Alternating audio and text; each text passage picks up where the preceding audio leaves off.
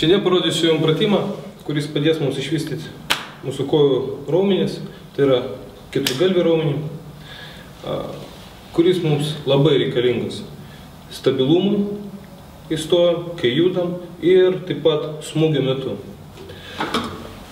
Parodysiu, kaip atlieku aš tą pratimą.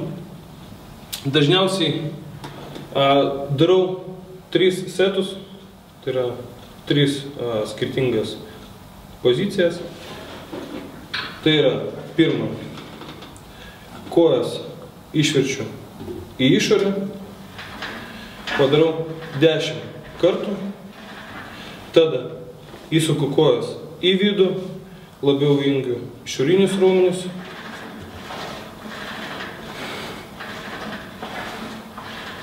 ir kojų galai žiūri tiesiai. Tada dirba visas keturgalvis raumuo. Darant pratimą reikia būtinai nepamiršti apie kvėpavimą, tiesiai laikyti nugarą.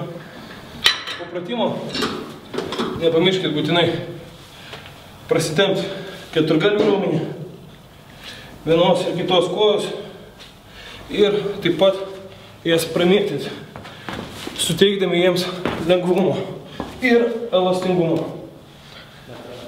Po geros treniruotės visada laikas ateina kokybiškam atsistatymui. Vienas iš gerų produktų Dion produktas Boost Recovery, skirtingų angliavandenių bei baltymų mišinys, kuris tikrai padės atgauti jėgas, atstatyti po tokias sunkias treniruotės. Tad skanaus.